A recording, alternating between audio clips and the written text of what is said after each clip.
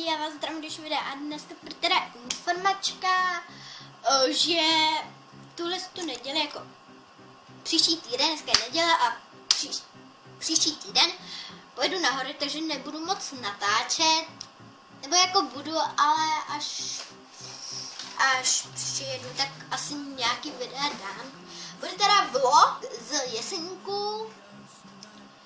Nevím, jestli co se balím do hor, nevím, jestli nějak na to budu mít čas, co se beru do auta a tak dále, protože to musím dát před těma horama, že jo? Tak já nevím, jestli si budeme brát vůbec notebook. Nevím, jestli mamka bude dělat inzeráty na Aukro, protože mi dávám nějaký různý starý věci na to. Tak jestli tam budeme mít prostě notebook, tak tam budu dávat videa, ale ještě nevím. Protože v létě jsme si nedávali notebook, ale já si myslím, že se ho vezmeme, protože na ty inzeráty. Protože někdo jiný z rodin to neumí. Ještě brácha, že? A teda doufám, že vám to nesklamalo.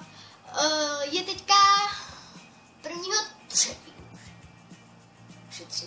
Už je březen. Takže my 8. pojedeme.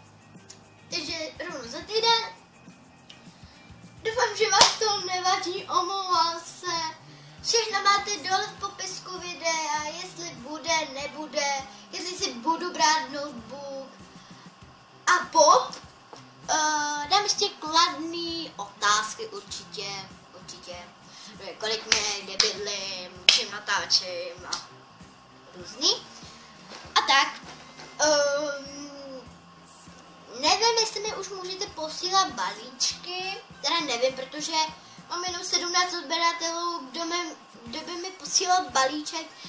Napište do komentu moje odběratele, jestli mám dát i adresu. Takže doufám, že se vám to video líbilo a ahoj.